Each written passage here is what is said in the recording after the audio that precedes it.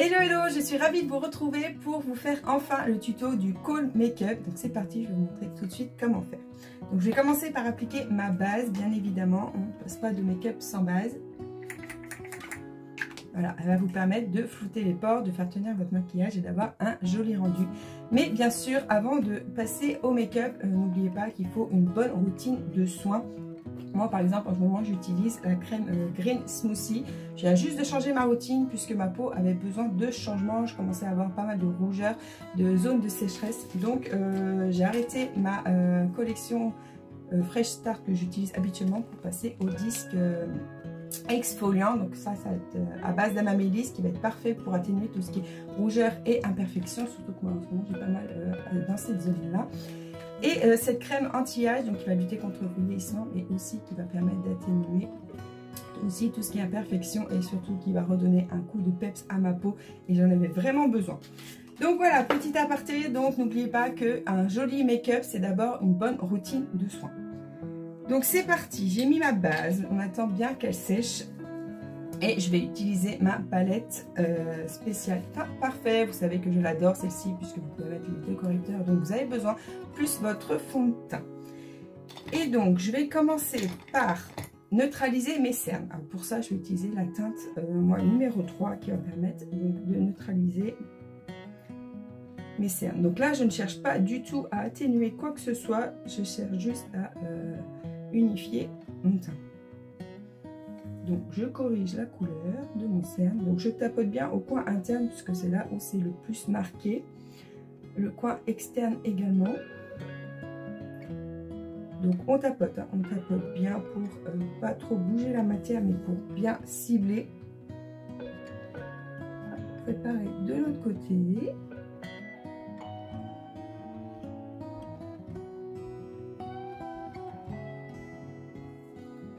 Hop. On n'oublie pas de mettre un petit peu sur la paupière.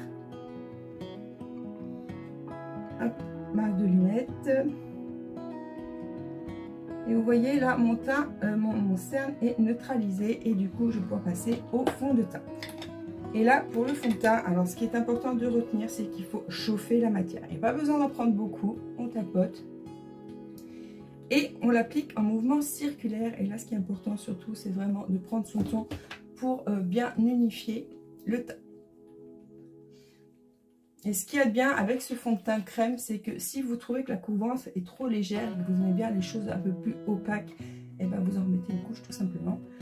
Et vous n'aurez pas d'effet matière. Voilà. Plus il est travaillé, plus le fond de teint ne fait qu'un avec votre peau. Et du coup, pour le Kohl Make-up, c'est super important d'avoir un teint nickel, puisque c'est la base du maquillage. Voilà, vous n'aurez pas un joli rendu si votre teint a des imperfections, j'ai envie de vous dire. Donc, travaillez-le bien.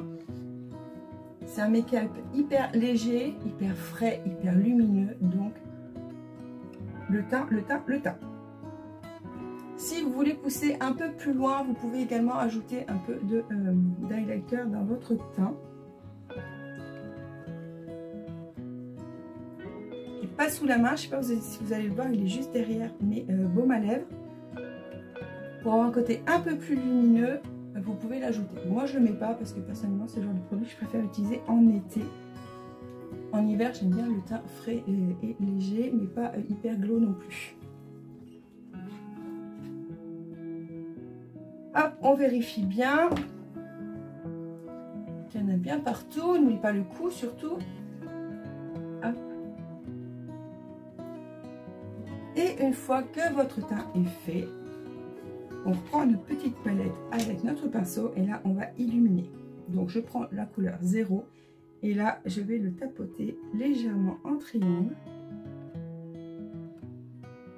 pour apporter un petit côté lumineux. Je vous rappelle, le Kohl Make-up pour moi c'est un make-up hyper frais, léger mais surtout lumineux. Hop, vous voyez, on a le petit plus. Hop, on fait pareil de l'autre côté.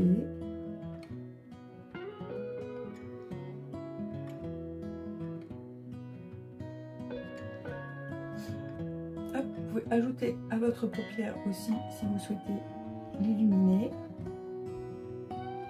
Et là après je vais vous donner ma petite astuce pour avoir un côté lumineux sur les paupières sans y passer des heures. Hop. Et là on est pas mal, le teint est nickel. Donc palette teint parfait. Ensuite on passe à la poudre, bien sûr. Une fois que le teint est fait, il faut le fixer pour ne pas qu'il bouge. Et pour ça, moi j'ai ma petite astuce, je prends mon éponge sèche, je prends de la poudre et là je vais tapoter mon sérum. Ça va permettre au correcteur d'être bien fixé, de ne pas bouger. Et avec l'éponge, c'est beaucoup plus précis. Je fais pareil sur ma paupière parce que moi j'ai tendance, comme j'ai les paupières tombantes, j'ai souvent un pli ici. Et la matière a tendance à bouger, donc je n'hésite pas à tapoter avec mon éponge et fini le produit qui met dans le pli.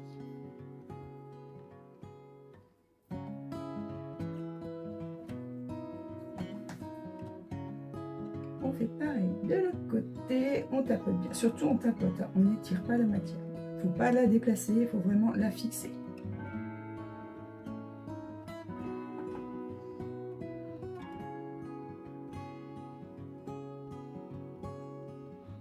Hop, vous voyez, une fois que tout est fait, voilà, mon cerne est fixé, ma paupière également, et là je finis par fixer le teint. La zone T, très importante.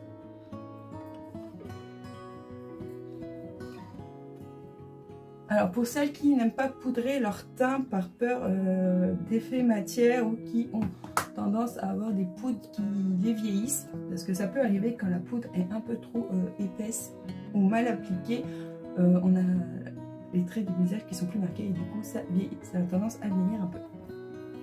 Bah, choisissez des poudres translucides et plutôt fines. Voilà, et prenez bien votre temps pour appliquer, vous effleurez votre visage.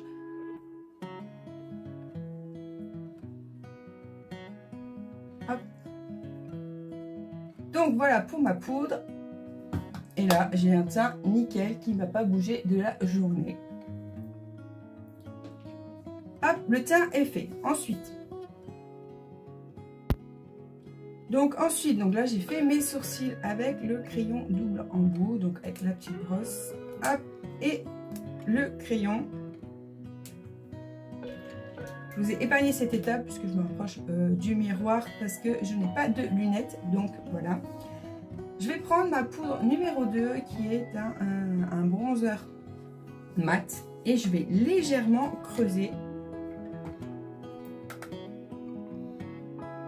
Vous voyez là, légèrement, juste pour donner un petit peu de structure. Là, on ne veut pas quelque chose de chaud, hein, on est dans un col make-up, donc on en met un tout petit peu, juste histoire de structurer.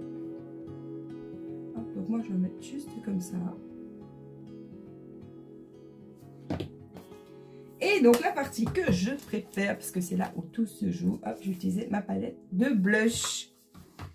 Et là, pour le col make-up, moi, je vais utiliser un rosé froid. J'adore celui-ci, il va être juste parfait. Donc, je prélève, hein, j'en mets très peu. On y va par parcimonie, puisque il est très pigmenté. Oui, déjà.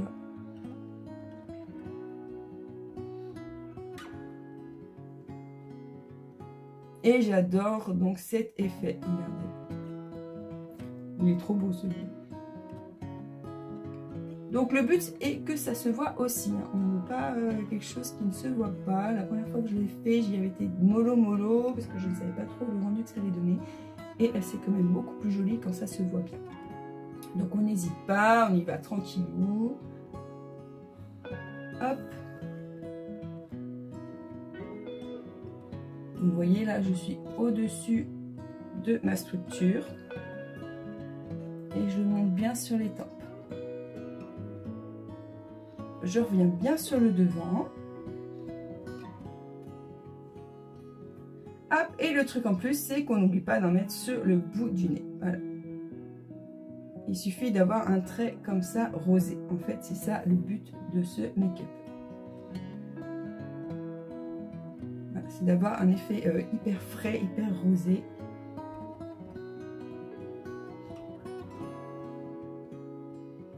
là, on est pas mal. Je vais pas trop abuser parce que en vrai, ça se voit plus au retour caméra. Donc, il ne faudrait pas non plus que je sois écarlate. Et vous voyez tout de suite, voilà, on a un petit côté rose et frais, trop mignon.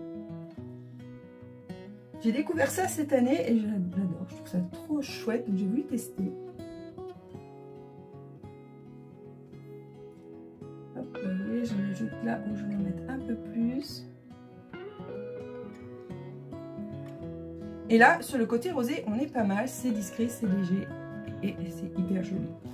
Et pour compléter, je vais prendre mon blush numéro 6 et celui-ci est hyper irisé. Et là, je vais l'appliquer légèrement au-dessus. Et c'est ce qui va apporter la touche de lumière qu'on attend. Je le fonds bien avec le blush. Hop, je mets un petit peu aussi sur le bout du nez et sur l'arc de Cupidon. Et voilà, pour le teint, c'est hyper beau. On va finir maintenant avec les yeux. Et là, pour aller plus loin, hop, je vais utiliser de nouveau celui-ci. Et avec mon doigt, et là, je vais l'appliquer sur ma paupière mobile. Et là, vous voyez l'effet lumière garanti. Et il n'y a pas besoin de plus. Hop, regardez la différence. C'est hyper beau. J'en rajoute jusqu'à temps d'avoir l'intensité que je désire. Hop, et on le fait au doigt pour plus de rapidité et d'intensité. Hop, je fais pareil de l'autre côté.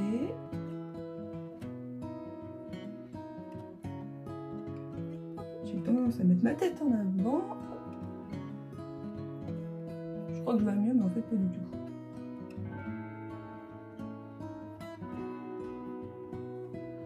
Et voilà, c'est trop beau. Et là, comme ça, vous avez la lumière. Le phare capte la lumière et du coup, vous avez un regard lumineux. Voilà pour le look. Et on finit bien évidemment avec les yeux.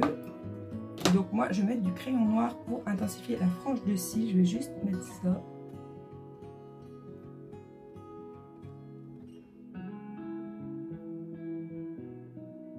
Vous voyez la différence, tout de suite on a un œil qui est un peu plus dessiné. C'est une étape à pas négliger, c'est le petit plus.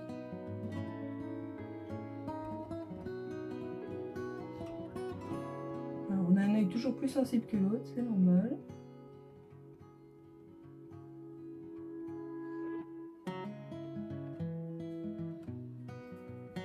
Et je finis avec mon mascara waterproof. Hop, on n'hésite pas à regarder vers le bas pour éviter les taches. Surtout là, c'est une étape importante parce qu'il ne faudrait pas attacher votre paupière. Donc ce qu'on fait, on ferme presque l'œil et on étire ses cils. Si vous n'arrivez pas à les attraper, vous faites un petit peu de zigzag de la pointe vers la racine. Et le tour est joué. Et regardez ce rendu de fou. C'est le mascara waterproof, il est trop beau. Il déploie les cils, il les intensifie.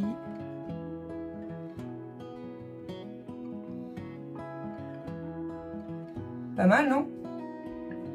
Hop, on finit avec l'autre œil.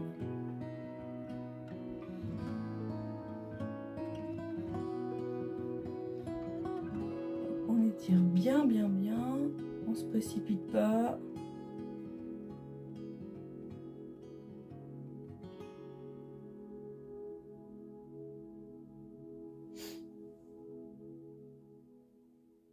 Voilà. Et pour des yeux de biche, vous étirez vos cils vers l'extérieur.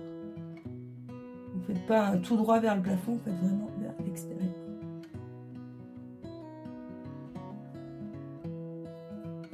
Et voilà pour les yeux. Et vous avez vu, c'est super joli. On a quelque chose d'hyper discret, mais super beau.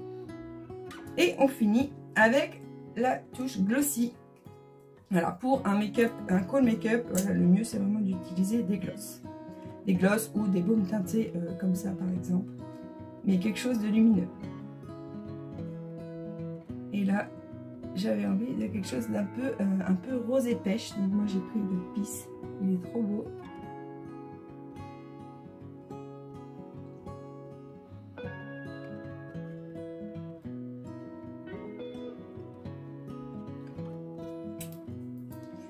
Et voilà, le make-up est terminé. Dites-moi ce que vous en pensez. Moi j'adore, je trouve ça hyper frais là pour l'hiver, c'est juste canon. Et en plus ça ne vous prend pas beaucoup de temps, donc voilà pour le col make-up. Donc n'hésitez pas à me dire si vous aimez ce make-up. Si vous le réalisez, je serai ravie de voir votre résultat. Donc n'hésitez pas à partager ça avec moi. Et je vous dis à bientôt pour de nouveaux tutos ou de nouvelles vidéos. Ciao ciao!